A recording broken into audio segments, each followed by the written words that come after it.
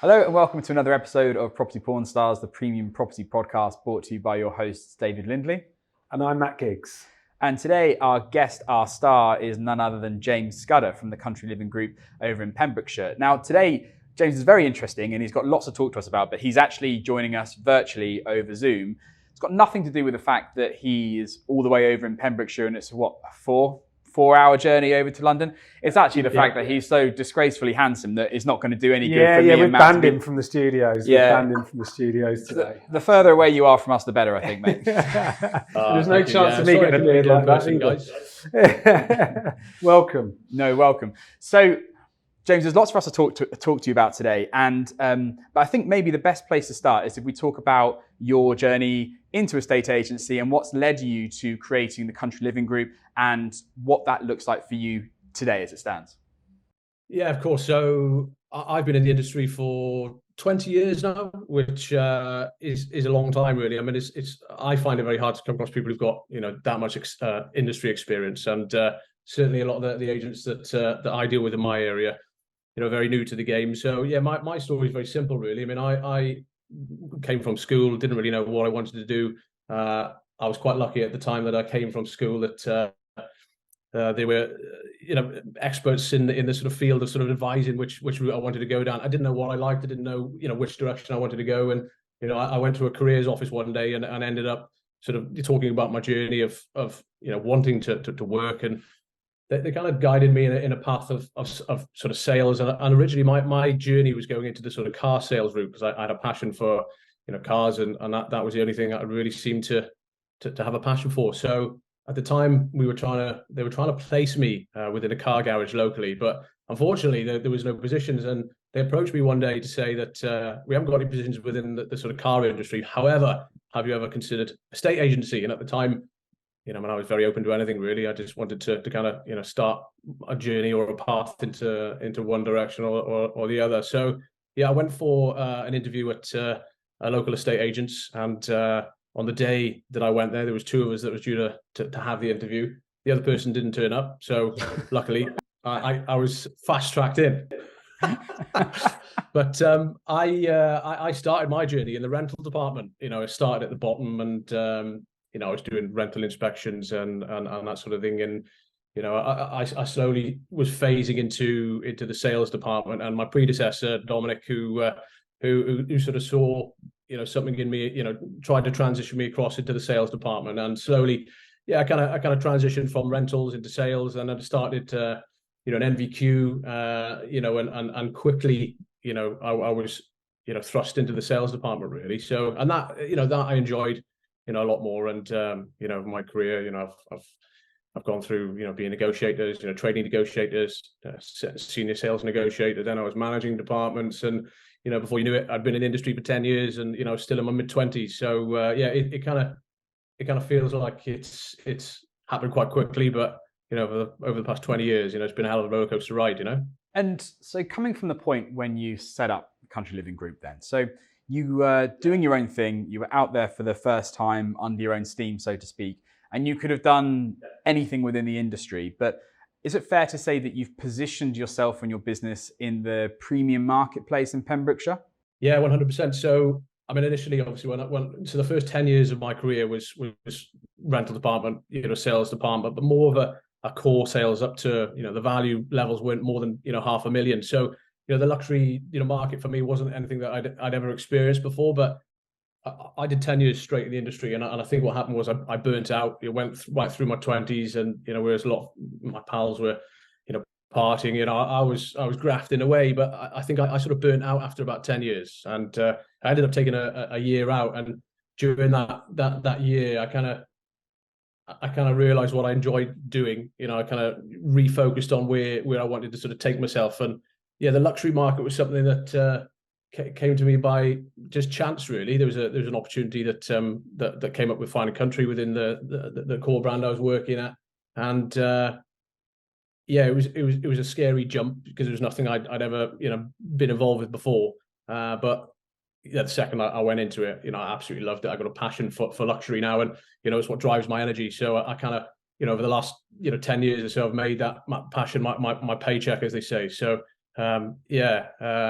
luxury just seems like second nature to me. So that market, when I launched Country Living Group, most people will sort of see it as a daunting thing, going from paid salary job, but going into having your own creative freedom and being able to just channel the passion. It was not easier for me, but obviously you got to back yourself 100%. And it was nice to be able to put my thoughts, creativity into working for my clients and bringing the value to them. So it was very difficult to try and come up with a brand that obviously was going to compete with others in the luxury agency, because naturally it's a very, very competitive market. But there was a massive gap in the market that I went into, which a lot of what we do is video, and that has allowed me to kind of stand out from a lot of the competition, and it's kind of, I would say, leapfrogged me really into the position I am within we've been going 3 years now. So we've made a lot of ground up in the 3 years, but you've got to find you've got to find a niche and just work at it, and that's where we are. Was it daunting when, but let me put it this way, were you tempted at all when you started the business to go, actually, maybe I'll be a bit of everything, a bit of all things to all men, I'll deal with some resi properties, I'll deal with some high-end stock as well? Were you thinking to yourself, I've got to pay the bills, this is going to be too much of a niche market for me to completely dive into solely? Talk us through that mindset and how you made the decision you did. Yeah, 100%. So when I left Fine & Country, I left to set up the business behind the scenes. I was putting the branding together, and then within the first month of me launching, we went into lockdown. So I'd gone from a salary job, I had children provided for, I had a mortgage to pay, I had cars to run. Suddenly I thought to myself, I'd be begging for my job back, because I just didn't know which way it was going to go. The market had completely shut down. You couldn't operate. So yeah, it was very easy at that stage to think, I'll take that on, because you've got to pay the bills. You've got to churn over the sort of income. But I suppose I had to stay focused on what I was doing and the market I was going into, and what it allowed me to do was, sort of 6 months into launching the Country Living Group, we have actually launched a sort of core brand agency which caters for the lower end of the market, which now means that we can cater for the whole market sector. So Country Living Group predominantly is 500,000 upwards, and then our core brand Pembrokeshire Properties then caters for that more of the core brand agency then. Oh, I didn't know that. I didn't know that you had the two brands working together. Yeah. And did you set up that second core brand after the Country Living Group because you had demand for that, or did you do them both at the same time? What happened? Yeah, so we launched Country Living Group, and then within 6 months, and so because I've been in the industry for quite some time, a lot of my clients who were buying high-end property were looking to offload, smaller assets. At the time, they were wanting me to handle the sales for them, but the problem I had was, obviously I'd create a luxury brand with the sort of marketing style, and if somebody was giving me a terrace house, it was impossible for me to be able to put my brand and styling on it. So I was getting to the stage where I was turning down so much business that it was just, I had to do something. So that's where that was formed, basically. That's really interesting. I didn't know that before you just said it then. I even listened to the podcast you did with Simon Gates. Maybe I missed it. I wasn't listening hard. Oh, don't worry. Just tell me why you didn't think, I can put all this under the Country Living Group, be it a resi property, be it a £1 million one-off home in Pembrokeshire. What differentiates the two in your mind and your customer's mind? Why did you do that? Why did you feel the need to differentiate the two brands? When we were launching the Country Living Group, the vision I had was obviously to bring value to my clients. It was never a case of taking on as much as I could get my hands on, because I think estate agency is a stressful business. In the industry as a whole, when you buy and sell property, there's a lot of people who will come out of it, worst person, hating the process and reluctantly ever wanting to sell. So I was always trying to create something where I took that stress away, but part of that would require me to put more time into bringing value to my clients. So I think our niche as well at the moment is the fact that we work with a small amount of clients that I can spend more time with them, so that that service level doesn't drop. So that was a massive part of making sure that the brands didn't mix. But it is very easy. We do have some properties that are crossover, because you get some really nice properties between 400, 500, 600 plus. So but for us, we always offer the option for clients to go one way or the other, but we just try and make it more, not affordable, but from an expense point of view, naturally a more expensive property, with more elements to it can be a harder sell. So naturally you have to put more of a structure in place, more of a strategy over a sort of 12-week period. Whereas, some lower end core brand properties, they tend to sell themselves a little bit, so you can launch something, which is easier to sort of find your buyer in the sort of core brand market. Whereas, at the high end, it's not unusual for properties to be on the market for six to 12 months, pre-COVID. So, you have to work that a little bit longer. So yeah, it's just we give clients the opportunity basically, but it can be easy to say yes to everything, but we have to try and keep that quality between the two. What I picked up, and David talks a lot about brand and more like the mechanics and the technical stuff. I'm really into the people side, James, and I heard you mention a word, burnout, earlier. And I think there's probably a lot of people that are going to be listening to this right now that are probably dealing in the volume market. Yeah. Perhaps feeling the same, and the expectations and the volume and the demands, not only in and out, but outside of office hours, the expectations that come in and out of that process, whether you're in WhatsApp groups with your vendors, whether you've got text messages coming in when you're on holiday. There's a huge amount of pressure in the volume model as well. And what's interesting, I see a lot of good people probably have left the industry because they haven't seen another route forward, yet they've got what I'd consider to be the core skills to work in the premium market. What was it that took you from burnout to, I'm going to really focus in this place in the market that you've gone into? Yeah, I listen to a lot of podcasts, and I listen to a lot of people in the industry, and anybody that sits here and says that it's easy, it's really not. I mean, I would probably say, for 99% of people, it will break them completely. I mean, I've been in the industry a long time, and I've seen a tremendous amount of people come and go, and too many, right?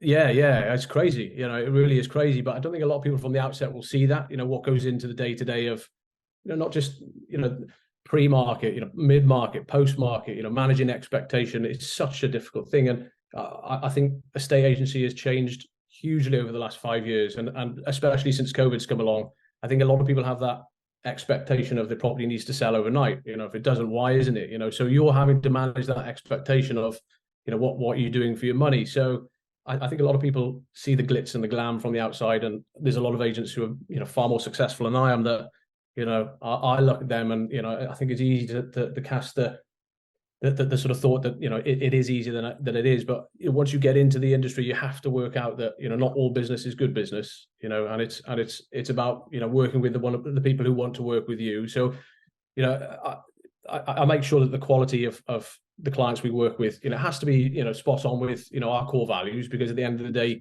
you're managing expectation. We've got clients who've never moved, 30, 40 years in a property. And naturally, I do joke, but on my business card, I do say that I should be a psychiatrist, stroke estate agent, because that's the way it's gone. You're having to, really become a friend, more than a sort of, a contact at work, and it's dealing with emotions, dealing with stress.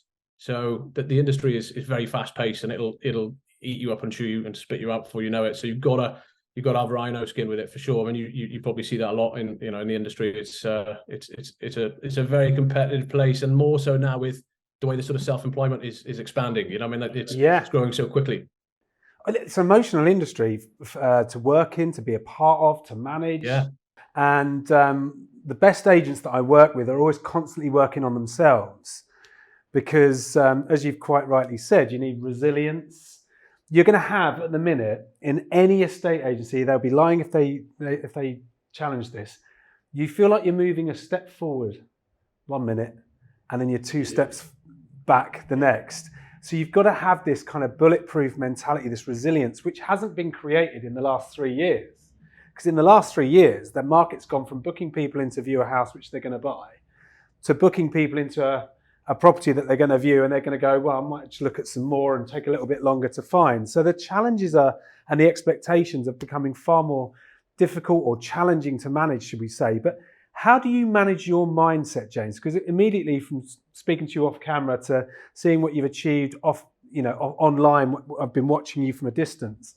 How do you manage your own mindset? So you go from burning out to feeling clearer, to feeling more focused on what you want to be doing, and clearly enjoying it at the same time. You don't look like you're burning out. You look immaculate from the other side of the screen. But that's quite important. I think energy is so infectious in this industry, and if you've got low energy, it also spreads the other way.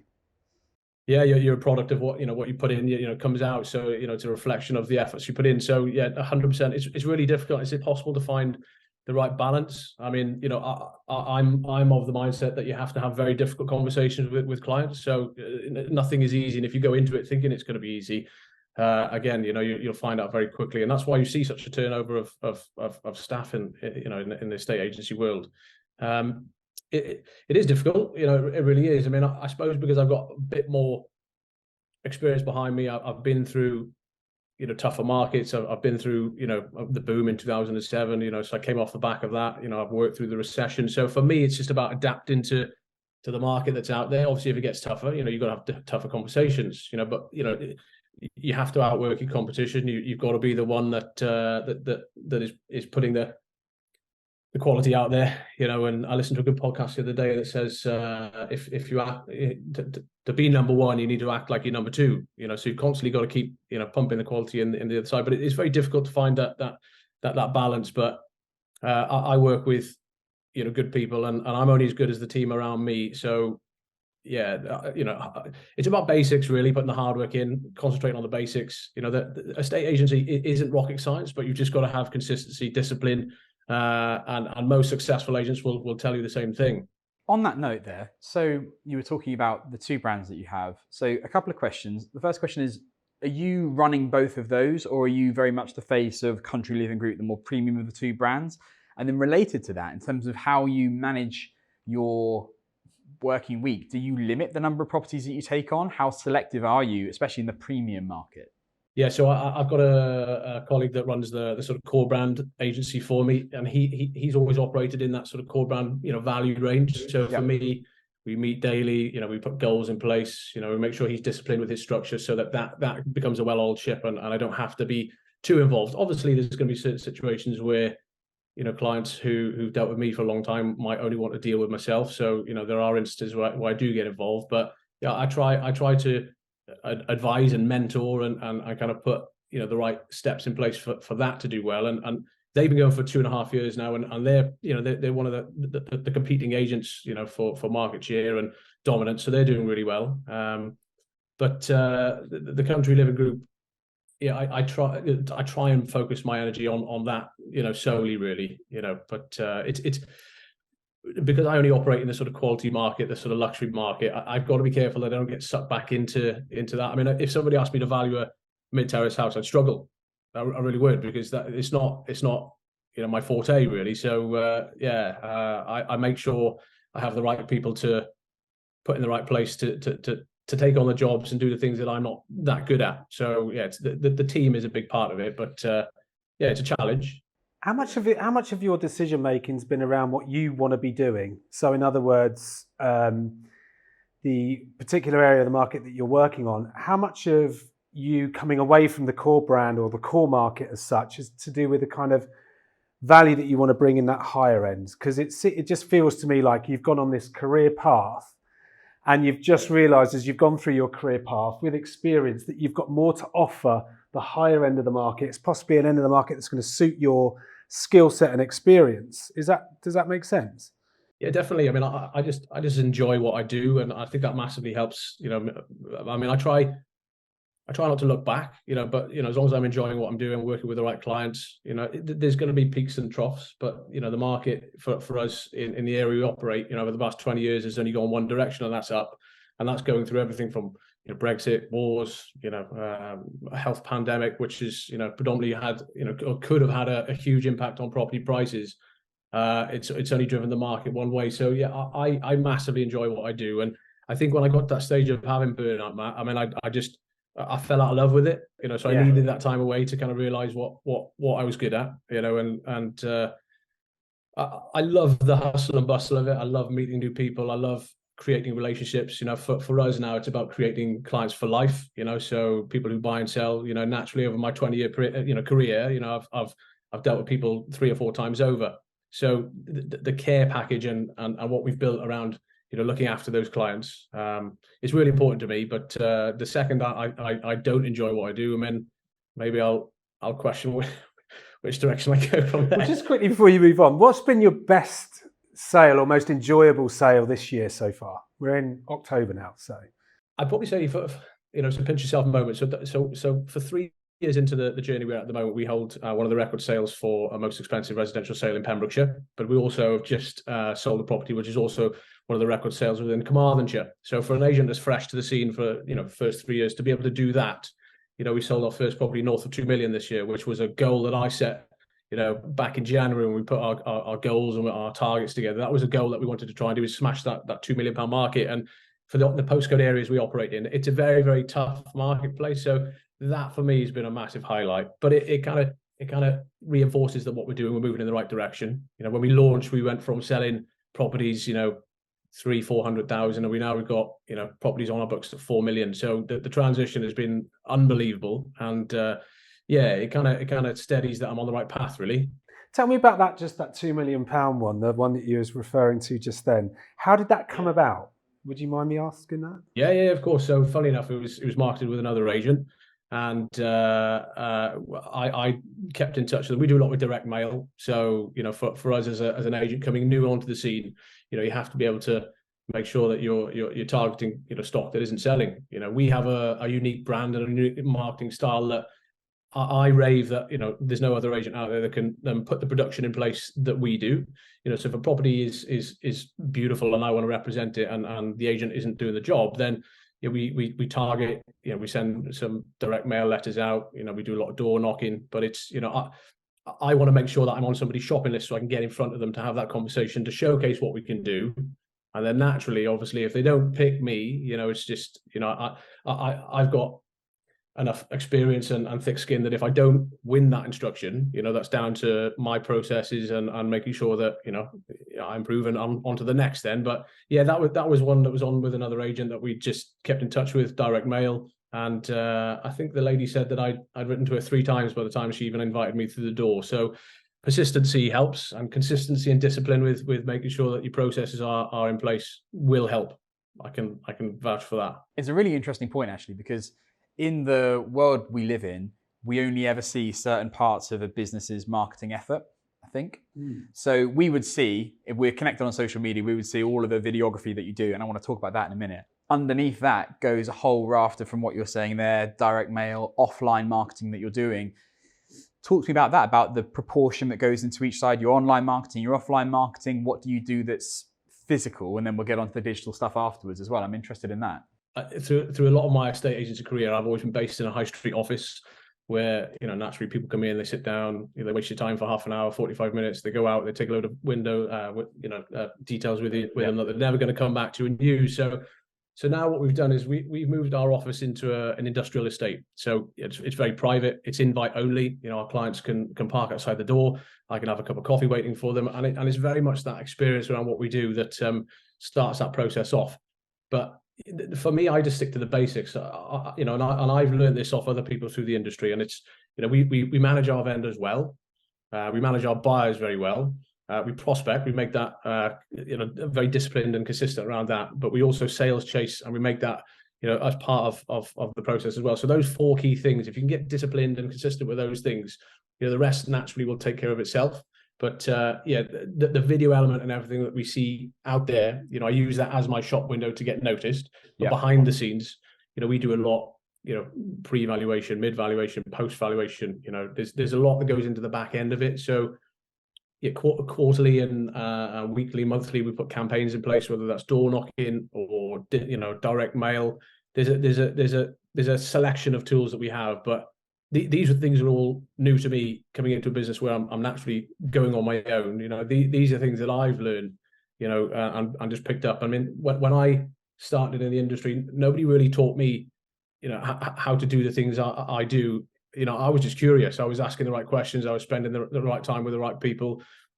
And if you look, at the moment, it's never been easier for anybody to pick up a skill. If YouTube, for instance, I mean, you look at all the people, the guys that you've had on your podcast. I mean, Daniel Daggers, those guys I look up to, and I watch a lot of what they're doing in the luxury market, and I just try and put my spin on that going forward. So yeah, the graft needs to come with it, to get you through the front door initially, and then it's how you look after it from there.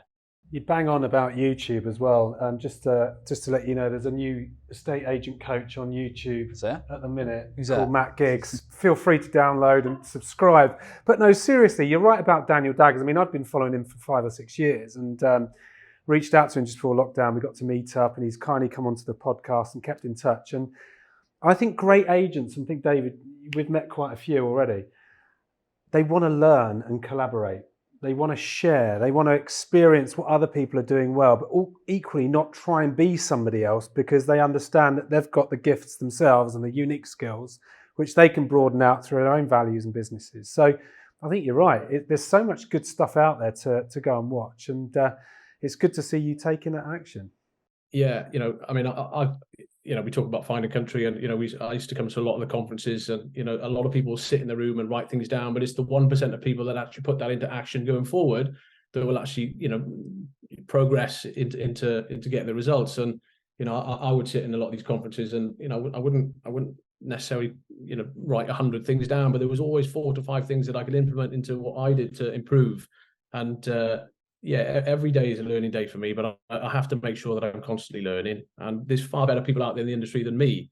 So I need to make sure that I sort of, watch what's happening so that I can advise my clients, but also bring the value to my marketing style and the area that I operate in. So yeah, Daniel Daggers, he's a phenomenal operator, and I enjoyed listening to what he's doing, and he's taking it to the next level again. So yeah, he's somebody that's inspired me for sure. So going back a second, you said something that was really interesting. You said about your videos are high production value, their size large, aren't they? And that for you is your shop front. That is what attracts people in. And then all the way down to, because I think there could be a perception that's, come on to that in a minute maybe, that, oh yeah, that's what the job is. It's swanking around these posh houses in front of the camera and so on. But you get back down to the reality of it, and you and your team are still door knocking, things like that. Talk to me about that. How do you approach that? Because that's one of these subjects, a bit like leafleting, that some people are very for, some people are very against. What's your approach to it? If you don't do it, you don't have a business model in my eyes. So, I wouldn't say that, I'm the best at doing it, but obviously that I'm on a journey where I've got myself so far by doing these things. So I spend a lot of time listening to people like Tom Panos, the Australian models of how they do it. You've got to find the niche of what works for you. Direct mail is something that has worked very well for us. Not everybody's comfortable door knocking. I've won, properties in excess of $1 million, which is expensive in my market area from knocking on a door. There was one property that, for instance, I'll tell you a story where I used to drive past a property, 4 or 5 times a month, and it's one of those that's very eye-catching. And one day, I made the effort to pull into the driveway, knock on the door, give my business card to the owner, and say, look, I know you're not ready to sell. I know you're probably not ever looking to sell, but if you ever do, this is me. This is who we are. I'd love the opportunity just to showcase what we do. And then about 8 weeks later, they came back to me, and it's a property that we've got on our books at the moment at 1.35 million. So it does work, but you just need to find your niche and what you're comfortable in doing, and stick consistent with that, and the results will come. I think one of the things I pick up for is your authenticity. Like, to get out of your car and to go and do that, I think it's because you genuinely looked at it and thought, this is a home that I'm going to sell, or I could sell, and I genuinely believe it. I think perhaps where people can learn, perhaps looking into what you're saying today, is that you're someone who takes responsibility. Even if you don't get the listing or don't win the instruction, you look at, what can I do to improve? And then you're equally aware that there's clients that you should work with, and houses that you should work with, and not. And I think that's really, I think having those boundaries and that clarity really helps you to build your business model. Would you say that's helped you over the years then? Yeah, 100%. Like I said before, not all business is good business, and we bring a lot of value to the table. I always stress that there's no way that no other agent that brings the production to the table that we do, and there's nobody that can expose them to an audience in the short amount of time that we can as well. So we are operating now at a different level to anybody else. So I wasn't just bowing to people wanting cheap fees and expecting a cheap service. So I'm trying to create a path where that sort of stress environment where people come from selling a property and feel horrendous off the back of it. We've got over 100 5-star reviews from people now, and it's something that I pride myself in quite a lot, but we got a long way to go. I try and be quite authentic with it, you know. And I think because I genuinely enjoy what I do, and I genuinely enjoy the clients that I work with, that it's an easier process, but it needs to be managed correctly from the outset. So let's talk about your videos for a second then, because I asked you just before when we were off air, I asked you whether you were paid by the local tourist board or the local government to promote Pembrokeshire. Because I saw a video of yours and I thought, hang on a minute, this looks just like one of those, you know, visit Portugal type things that you see. It really was that good. But you said something earlier, which I don't know, maybe I'll pick up on it. Maybe it's a red herring, but the quality of video that you produce, do you think that people watch that and get a misrepresentation of what it's like being in the industry? And then coming onto that, you talked as well about self-employed estate agency. And so you look on Companies House, and from the start to the end of 2022, there's 10.6% more real estate agency businesses in the UK. I think a lot of that is probably where you have more and more self-employed agents who are setting up their own limited companies, but it's still competition. What's your take on all of that as a subject? The videography, the perception it gives people, self-employed agency, and the competition that it's brought in your area?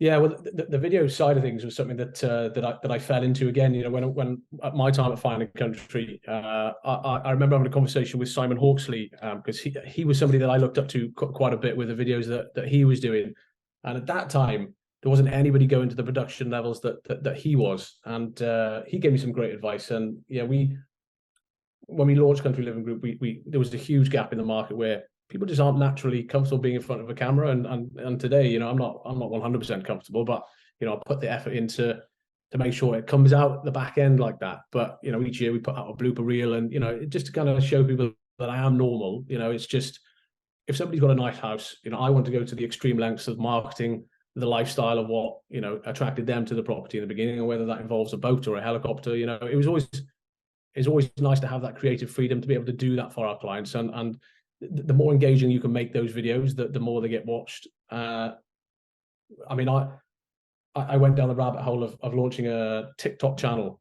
about 12 months ago.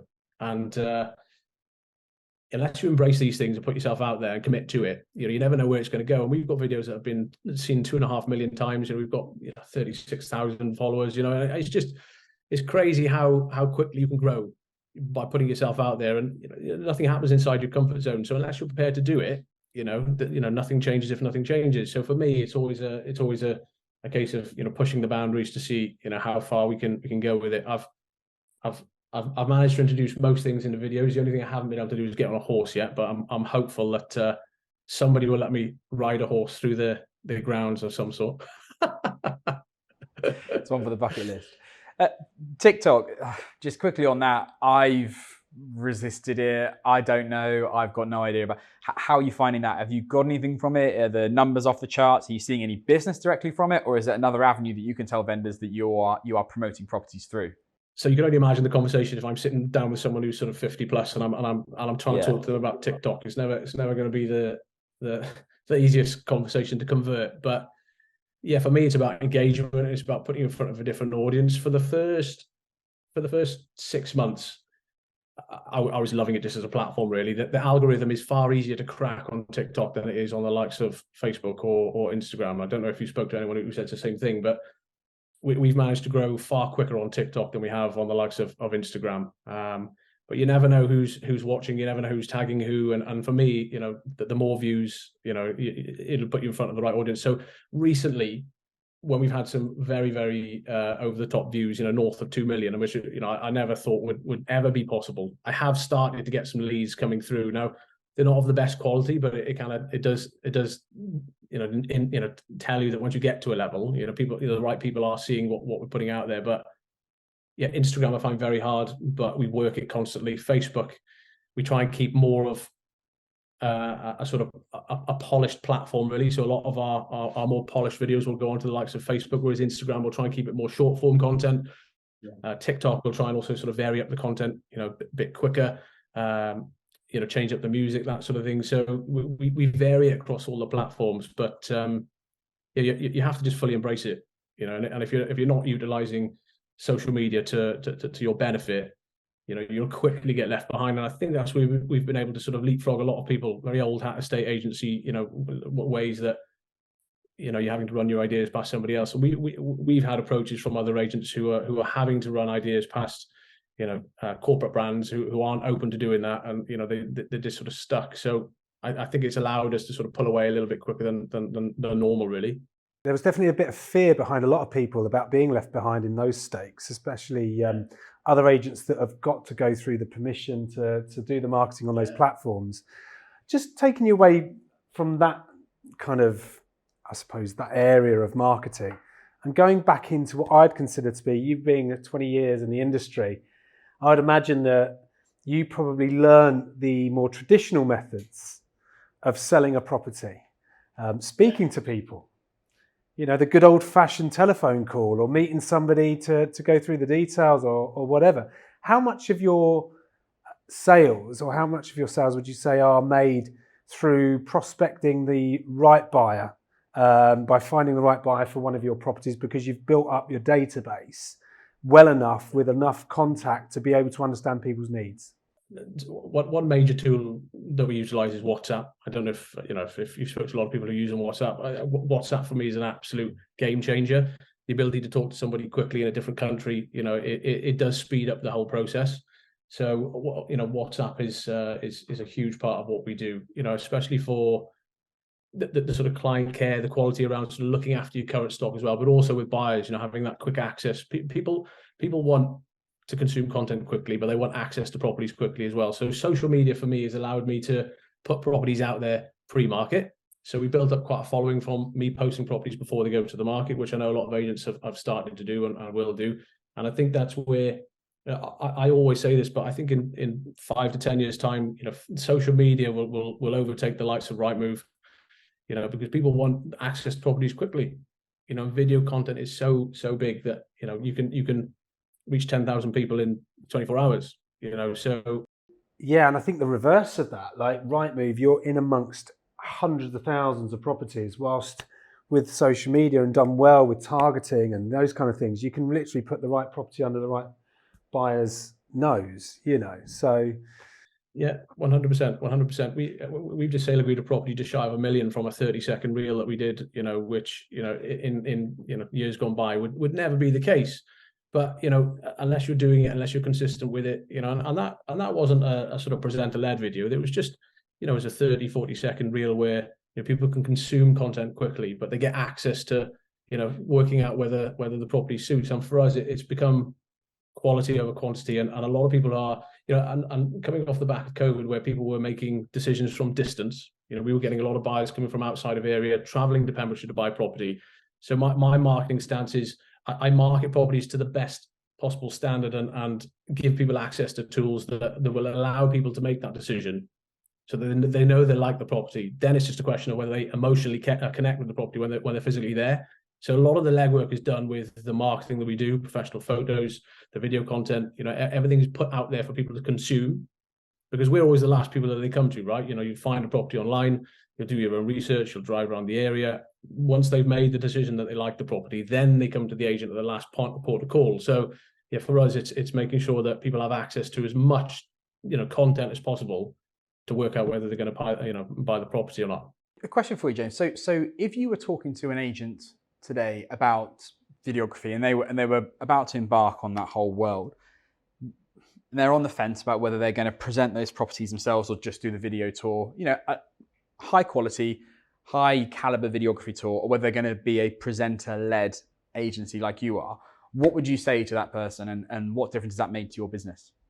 I suppose somebody needs to have a why and what where they want to take their career, really. I mean, I've got guys that work for me that are just not comfortable being on camera, but that's nothing against them. It's just for me, I feel unless I went down that route, I was going to get left behind. So for me, because nobody else is willing to do the things that I do, it puts me on a pedestal against everybody else. So I always say that at the point where people stop copying you, that's when you should be worried.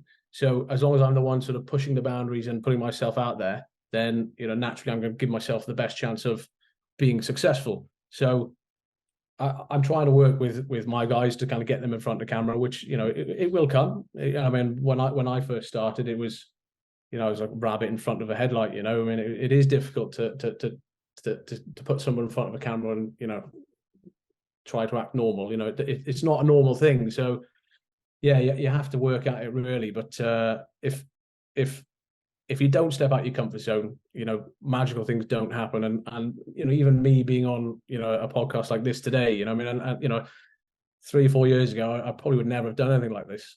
But you just got to put yourself in the situations where you just don't know what's going to happen, and that's what it comes down to for me. Constant growth. And I think one of the things it's quite interesting actually, and I think there's a lot of agents that will be looking at you at the minute going, I'd love to be doing what he's doing, but follow James. Go and look at his socials, see what we're talking about, because there's a reason why he's on here. So you should do that. How do guys follow your particular accounts? Is it the Country Living Group in Pembrokeshire on the Instagram? Country Living Group. So on TikTok, Facebook, Instagram. Yeah. See what he's doing, because what he's doing is working, and it's the authenticity throughout the brand, the consistency of the work that's going about it that shows you how going from where you were to where you are has been a constant evolvement of going outside of your comfort zone. I think that's where people need to really embrace that rather than fear for it. It's very easy to get distracted with social media. I've tried to be quite disciplined with the fact that social media is for content production rather than content consumption. We talk about TikTok. You're watching a video on an estate agency. Next thing you're watching a video about golf. It's that easy to go down that rabbit hole of distraction. So yeah, I try to make sure that the time I spent on social media is going to be a productive activity that will either bring business back or get us noticed. And if you can get that balance right, that helps hugely. And so how has it changed your business then? So Country Living Group's been running for 3 years now. How's that changed your business in terms of where your leads are coming from? Has that changed from when you started the business to where you are now? And what does that look like today? Where's your biggest source of leads?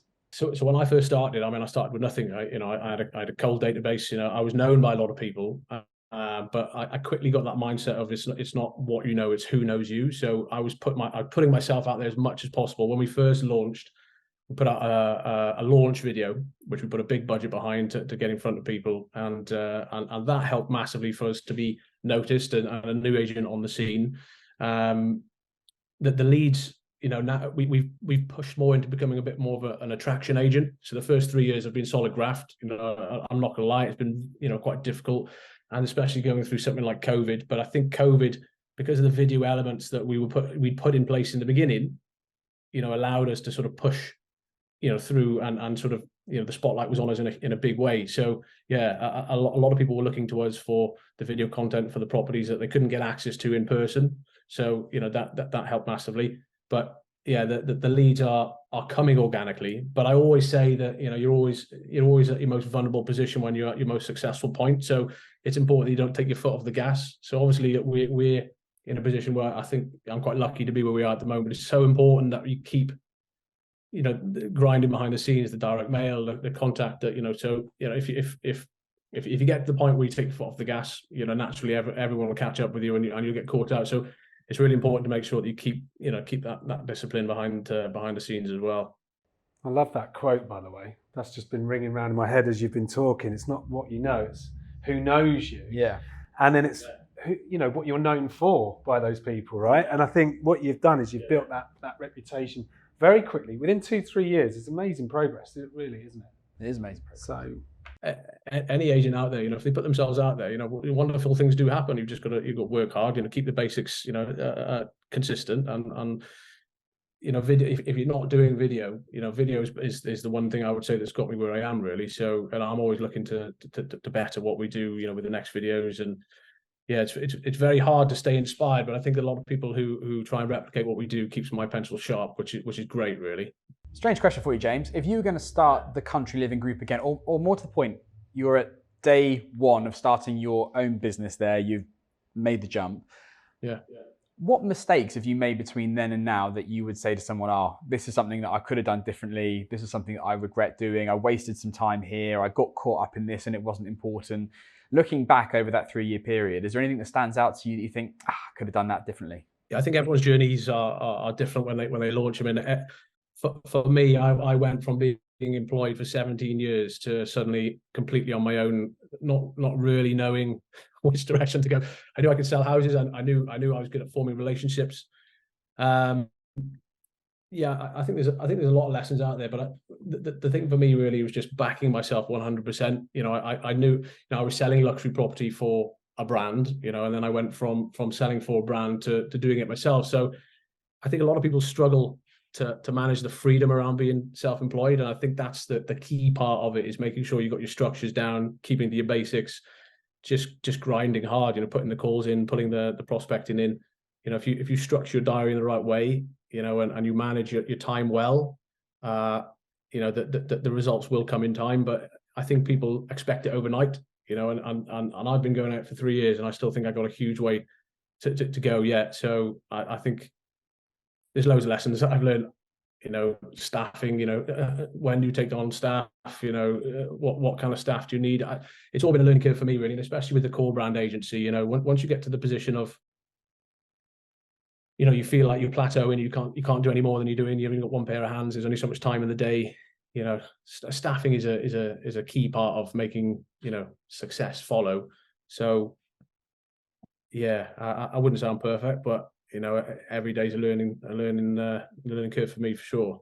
Very diplomatic answer. I like it. He gave enough away. He gave enough away. Awesome. So, James, at the end of every podcast, we have our bit of a closing tradition where, whether you know it or not, you, along with everybody else, has their very own porn star name, which is a combination of your middle name and your first pet's name. I got that right this time, didn't I? Combination. Yeah. We've toyed around with different ways. So, what's yours? Oliver Frankie, mine is. Oliver Frankie. Yeah. It's pretty good. That's not too bad. It's pretty tame. Elaine's was close, wasn't it? I think. Yeah, I can't remember what it was now. No, it was no, weird. it was Still nothing on Kevin Tiny. No, Kevin Tiny's the best one. But I just want to say congratulations. Keep up the great work. Thanks for coming on and spending, you know, up to an hour of your time today sharing value for people that are going to be entering the premium market or who are already in the premium market. That's it. Yeah, no problem at all. No problem at all. Just say thank you as well, mate. It's been it's awesome to see what you're doing now. We worked together years and years ago, back when we were both in F&C, and to see the success that you're having now and leading the way, especially on the videography front, is just awesome. So congratulations and thank you so much for your time today. Really, really appreciate it. Cheers, James. Yeah, no problem at all. Thank you, guys. Awesome. And everyone, thank you so much for watching this somewhat special online edition. The things we do for you, James, it's ridiculous, isn't it? Our online edition of Property Porn Stars. And as always, don't forget to like, subscribe, comment, follow. And if there are any guests that you'd like to see on the podcast, then let us know. But actually, we're fully booked now. We're recording in October and we're fully booked now till January with some awesome guests. So if you haven't subscribed, do so now so you don't miss out on those. Until the next one, see you then. See you soon.